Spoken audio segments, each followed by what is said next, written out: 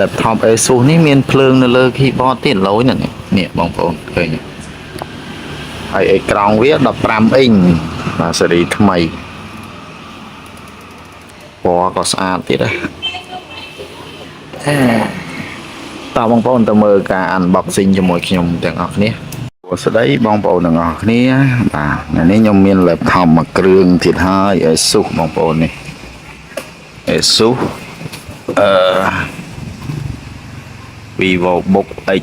1502V នេះលេខកូដវាបាទហើយ spec វាអានេះ color វា Square Blue ហើយអេក្រង់ 15.6 inch Full HD VRAM អត់មានទេ Intel Core i5 ជំនាន់13 500A ហើយអានេះ SSD 512G RAM 16G on board Wi-Fi អីហ្នឹងហើយមាន Bluetooth USB 2.0 USB 3 2.3.2 A 2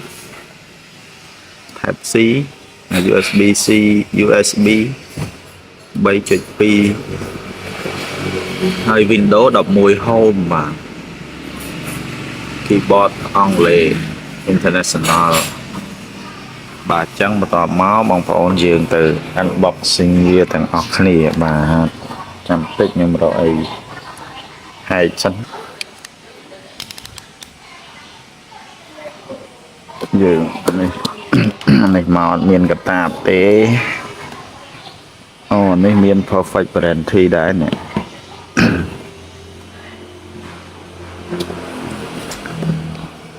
អូខេអញ្ចឹងបើកមកវាមានអញ្ចឹង adapter យក adapter ចេញឲ្យហើយសិននេះ adapter ធម្មតា Asus បងប្អូននេះ65 វ៉ាត់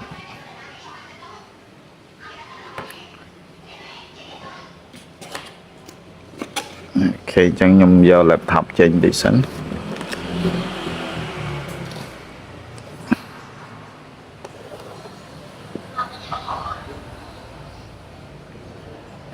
បាទក្នុងកាបូបអត់មានក្នុងខេសអត់មានអីទេបងប្អូនមាន adapter មួយហើយខ្ញុំយកវាចេញពីថង់តិចសិនបាទនេះគឺខាងខ្នងបាទសាច់វាឡងតែមើលទៅដូចគ្រើមអញ្ចឹងណាហើយ logo Asus Vivo នៅខាងនេះបាទអញ្ចឹងយើងមើលខាងនេះមើលមាន port អីចំនួនប៉ុន្មានខាងនេះមាន port USB តែមួយទេហើយនឹងរុនបញ្ចេញកម្ដៅបដោយ4ជ្រុងច្រើនហ្នឹងបាទហើយយើងខាងនេះមានរុនដោតកាសហើយមាន Type C 1 USB 2 HDMI 1ហើយនឹងកន្លែងដោត adapter ត្រង់នេះហើយខាងក្រោមមានកន្លែងបញ្ចេញកម្ដៅហើយសងខាងនេះគឺមានកន្លែង speaker វានេះអូខេអញ្ចឹងតែប៉ុណ្្នឹងទេតើតើនឹងការបង្ហាញនេះយើងបើកទៅមើលខាងអេក្រង់វាម្ដងនេះអេក្រង់ 15.6 អ៊ីងធំបងប្អូនអានេះមាន key លេខដូចហើយ keyboard វាមានភ្លើងបងប្អូនអានេះតិចទៀតខ្ញុំដាក់ adapter ទៅខ្ញុំបើកតេស្តជូនបងប្អូននេះអត់មាន perfect warranty ផងអូខេឥឡូវយើងដាក់ adapter វាសិន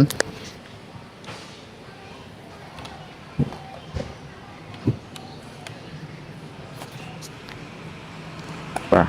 អញ្ចឹងយើងចុចបើក keyboard វាមានភ្លើងបងប្អូនតែភ្លើងនៅខាងក្រោម key ទេអានេះមិនមែនភ្លើងនៅតាម key មួយទេបាទអញ្ចឹងដោយសារវាជា Windows license យើងអត់ចាំបាច់ដាក់ flash ដាក់អីដើម្បី install ទេ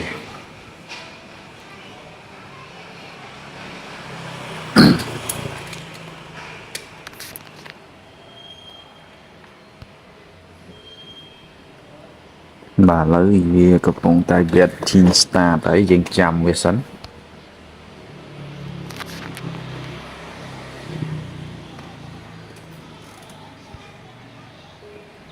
អូខេ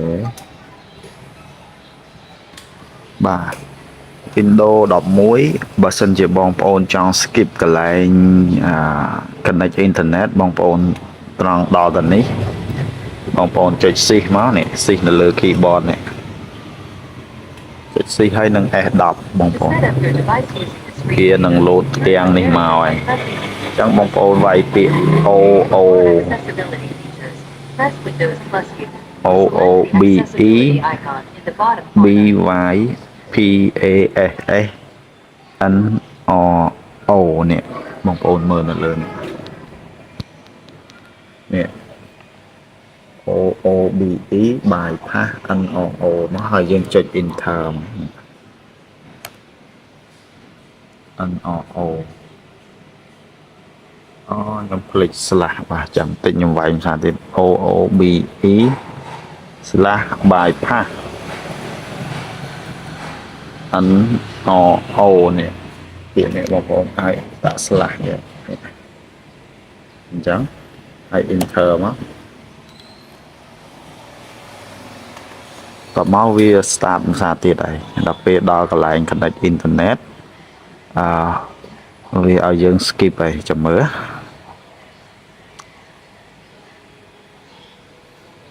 ចឹងអានឹងជា tip មួយដែរសម្រាប់បងប្អូនចង់ connect internet ភ្លាម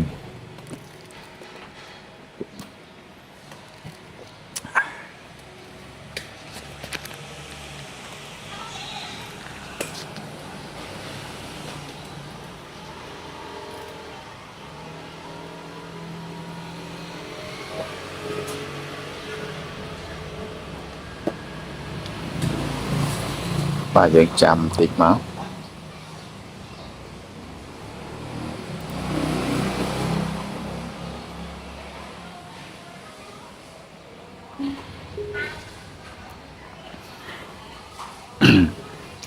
អូខេនេះយើងយកអង់គ្លេសយ៉ាងដដែលមកហើយចុច yes មកអានេះយើងយក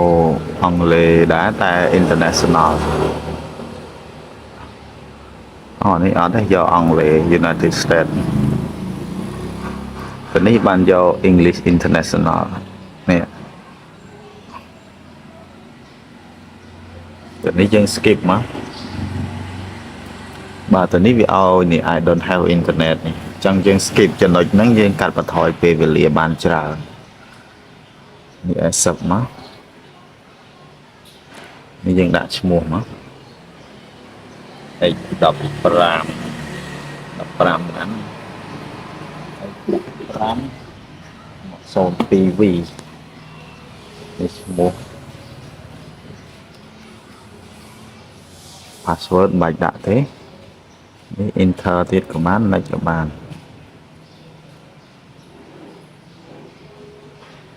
នេះយើង next ទៀតអានេះក៏ដោះ tick អានេះ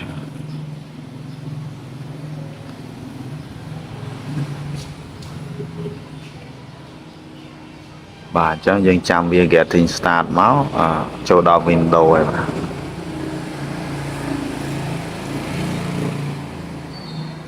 ចាំមើលដល់ Windows ខ្ញុំថតទៀតបងប្អូនកុំឲ្យយូរព្រោះនេះវា take a few minutes យូរដែរអញ្ចឹងបាទឥឡូវនេះយើងចូលដល់ហើយអញ្ចឹងខ្ញុំនឹងធ្វើការដាក់កម្មវិធីមួយចំនួនចូល